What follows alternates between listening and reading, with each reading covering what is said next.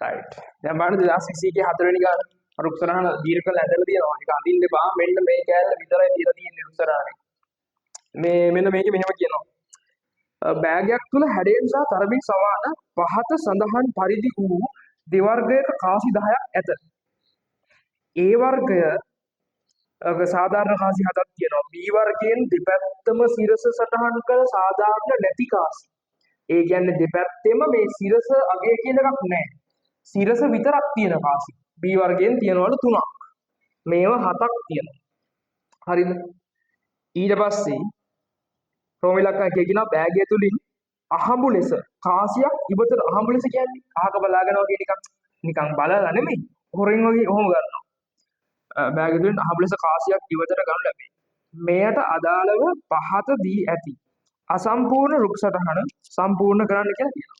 right දැන් කාසියක් ඉවතට ගන්න කීදී ඔක්කොම කාසි 10යි. හරිද? A වර්ගයේ කාසි 7යි. හරිද? එතකොට B වර්ගයේ කාසි 3යි නේ. ඔක්කොම කාසි 10යි. B වර්ගයේ කාසි 3යි. right. ඊට පස්සේ ඔන්න ඕක සම්පූර්ණ කරන්න කියනවා. මේ ටික ඇදලා නැහැ. ඒක මම ඇඳා. right.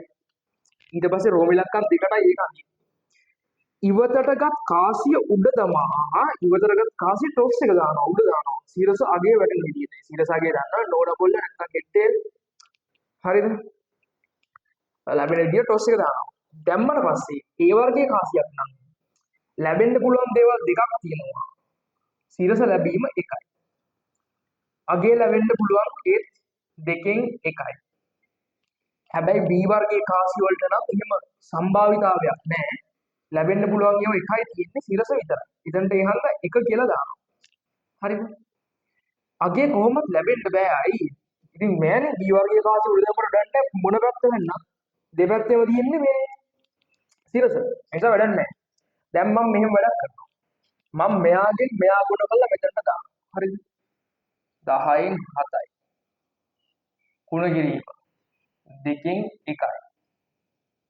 උත්තරේ 7යි. ඒ කියන්නේ 20න් 7යි. මෙතනත් ඒකමනේ එන්නේ. ඒ කියන්නේ A වර්ගයක් කාසියක් උඩ දැම්මම ඒක A වර්ගයේ කාසියක් වෙලා සිරස ලැබෙන්න තියෙන සම්භාවිතාව 20න් 7යි. එතකොට ඒ කාසියක් උඩ දැම්මම අගය ලැබිලා අගය ලැබෙන්න තියෙන සම්භාවිතාව A වර්ගයේ කාසියක් ලැබිලා අගය ලැබෙන්න තියෙන සම්භාවිතාවත් 20න් 7යි. හරිද?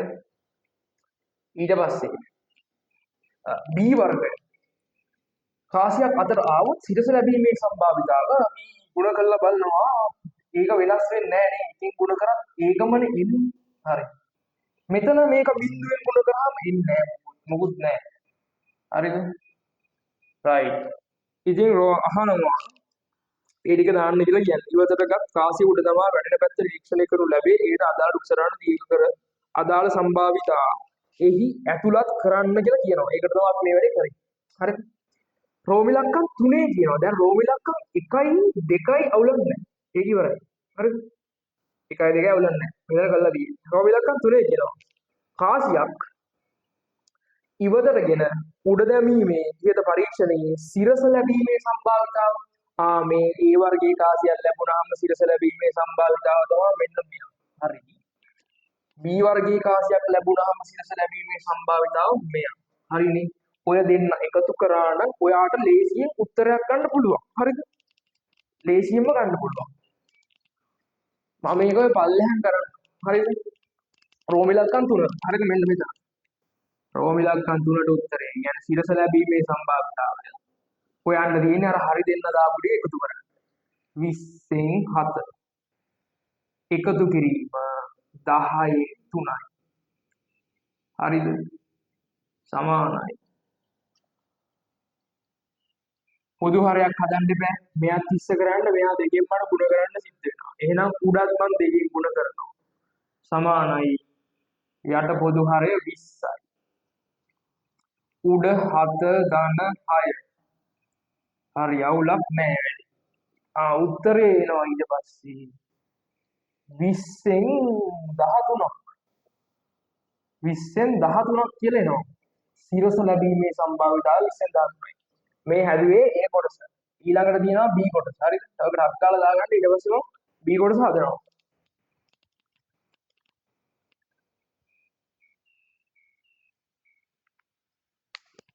රයිට් හරි නේද? අවුලක් නැහැ නේද? අවුලක් නැහැ කියලා මම හිතනවා. හරිද? මට අග්ගාලා වගලා දාන්නම්. රයිට්.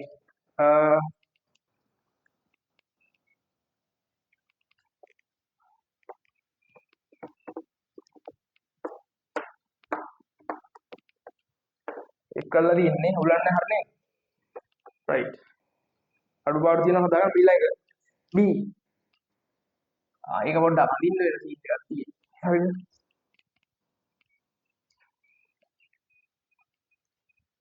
පොඩ්ඩක් ඉඳ ගන්නද? රයිට්. අඳිනවා. නෝ තියනවා. ඊට පස්සේ මෙහෙම තියනවා. හරිද?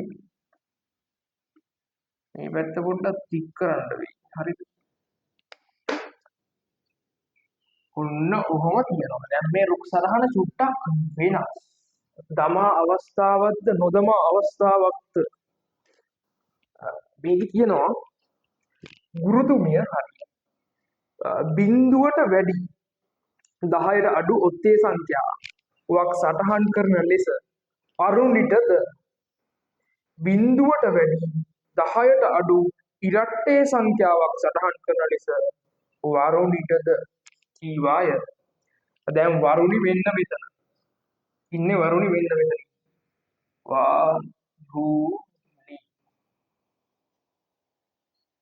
මෙයා අරුණි අරුණි වරුණි අරුණි වරුණි හරිද අරුණි දැන් අරුණිට කියනවා මොනවා කරන්න කියලාද කියන්නේ පොත්තේ සංඛ්‍යා හරි 1යි 3යි 5යි 7යි 9යි 0.10 අතර ඔත්තේ සංඛ්‍යාව වැඩි කරන්න හරි වරුණිට කියනවා ඉරට්ටේ සංඛ්‍යා සටහන් කරන්න කියලා 2 4 6 8 10 ගන්නවා නෑ 10ට අඩු කියලා කියන්නේ හරිනේ රයිට් දැන් ඔය සටහන් කරන එකක් නෙවෙයි එහෙනම් අරන් දාන එකක් හරි නොදමා එකක් නෙවෙයි තියෙන්නේ ඒ නිසා මේ ඔක්කොම අපි කතිර කපන්න වෙනවා මේ කියන්නේ වරුණි සඳහන් ආරෝවිලක එකේ කියනවා අරුණිටත් වරුණිටත් සටහන් කළ හැකි සංඛ්‍යා සියල්ල දැක්වෙනසේ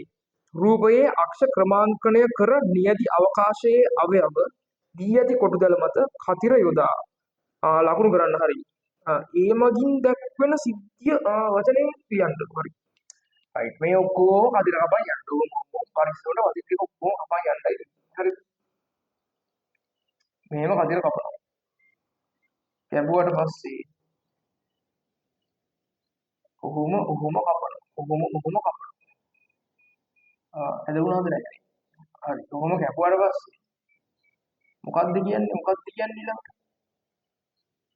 මොකද්ද කියන්නේ ඊළඟට කියනවා ඔය ඒ කියලා එකක් මාක් කරලා තියෙනවද නේද මොකද්ද ඔය තියෙන්නේ මෙන්න මෙතන මෙන්න මෙතන ඒ කියලා එකක් තියෙනවා මෙන්න මේ ආගාව හරි මේකෙන් අහනවා මේ ඒ කියන්නේ මොකක්ද කියලා රයිට් ඒ වලින් කියවෙන්නේ මොකක්ද කියලා ලියන්නත් වෙනවා හරිද මේ රෝම ඉලක්කම් 1 මොකක්ද කියන්නේ ඒ වලින් හොඳට බලන්නකෝ ඒ වලින් කියන්නේ වරුණි 4ද අරුණි 5ද සටහන් කිරීම නිරූපණය කරයි. දැන් කොටි හිතුවොත් මෙන්න මෙයාගේ කොහොම වෙන්න පල්ලෙහා. හරි 5නේ සටහන් කරලා තියෙන්නේ. කවුද කරලා තියෙන්නේ? අරුණි. මේ පැත්තට එන්න 4නේ සටහන් කරලා තියෙන්නේ. කවුද කරලා තියෙන්නේ? වරුණි. හරි. ඒක ලියන්න තියෙන්නේ. වරුණි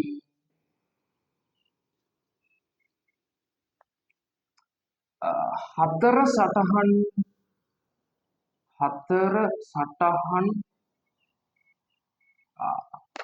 කිරීමද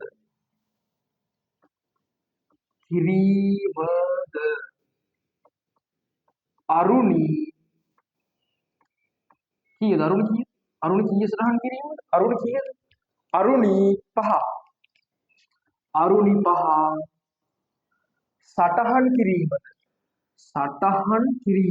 සටහන් කිරීමද හරිද අරුණි 5 සටහන් කිරීමද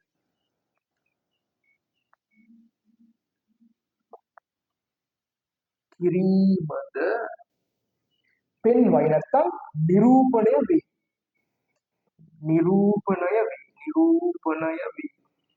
නිරූපණය වේ. හරිද? ඔන්නෝ තියෙනවා. right. ඒකත් ඉවරයිනේ. වෙනනේ අරුණ ඉලක්කම් දෙක.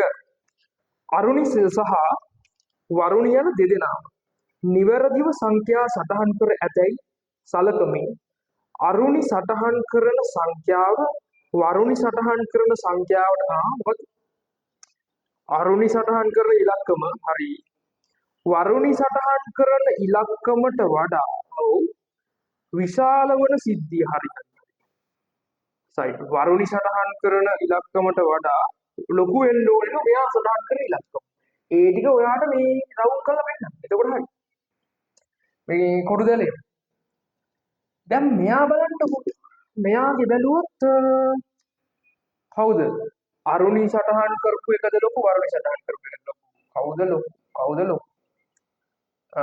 ලොකු මෙයා සටහන් කරගෙන ඒක ගන්න බෑ. මෙයා බෑයි අරුණි ලොකුයි. මෙතන මේ 4යි 1යි. අරුණි ලොකුයි. මෙතන බෑනේ. මේ වරුණි ලොකුයි. මෙතනත් වරුණි ලොකුයි. sorry අරුණි ලොකු නෙමෙයි මේ ටිකේ. right මෙතන ඉඳන් බලයියක් හරි. මෙතන නම් බැලුවොත් අරුණි 3යි. වරුණි 2. ගන්න පුළුවන්. මෙතන නම් බෑ. ඇයි? වරුණි තමා ලොකු. අරුණිට වඩා බෑ මේ ටිකත්. right මේ ටිකෙන් බලන්න මෙතන පුළුවන්. මේ අරුණි ලොකුයි වරුණිට වඩා. මෙතන එයාත් පුළුවන්. අරුණි ලොකුයිනේ. right මෙතන බෑ. වරුණි ලොකුයි බෑ ගන්න. ඕක පොඩ්ඩක් පැල්ලෙන්න පුළුවන් මොකද? හරිද? ඒකට මෙයාත් පුළුවන්. මෙයා වරුණිගේ පැත්තෙන් බැලුවොත් 6යි. අරුණිගේ පැත්තෙන් බැලුවොත් 7යි. අරුණි ලොකුයි හරි පුළුවන්. මේක බෑනේ. වරුණි ලොකුයිනේ. අරුණිට වඩා. මෙතන මෙයා 9යි. අරුණි ලොකුයි. මේ ඔක්කොම ගන්න පුළුවන්. right. ඔන්න ඔය මම ඩොට් තිබ්බ ටික මෙන්න මෙහෙම කරන්න. එතකොට වැඩි ගොඩ. හරිද? ඔන්න ඔහොම. right. මම ඩොට් ටික අයින් කරන්න ඊට පස්සේ මාර කේසයක් වෙන්නේ නැත්තම්. ඩොට් තියන්න කිව්වද කියලා හරි. ඒ හන්ද මම අයින් කළා. හරිද? right. සිද්ධිය කොටදලේ වටකොට දක්වා එහි සම්භාවිතාවයක් ලියන්න කියලා කියනවා. රෝම ඉලක්කම් දෙකට ඒ සම්භාවිතාවයක් ලියන්න මේ කියන්නේ. අරුණි සටහන් කරපුවා ලොකු වෙන සම්භාවිතාව. ඒ කියන්නේ වරුණි සටහන් කරපුවට වඩා අරුණි සටහන් කරපු දැන් ලොකු වෙන සම්භාවිතාවල් ලියන්න ඕනේ. ඒකට මුළු ගාන කීයද? 1 2 3 4 5යි. පස්වරක් අතර ඔක්කොම සිද්ධි 20යි. මේ ඔක්කොම කතිර 20යි. මෙහෙම රවුම් කරපු කතිර 1 2 3 4 5යි 6යි 7යි 8යි 9යි 10යි. හරිද? 20න් 10යි. ඕක සරල කරාම දෙකෙන් එකයි නේ. හරිනේ. ඔන්න උත්තරේ. හරි ඉවරයි ඒක. හරිද?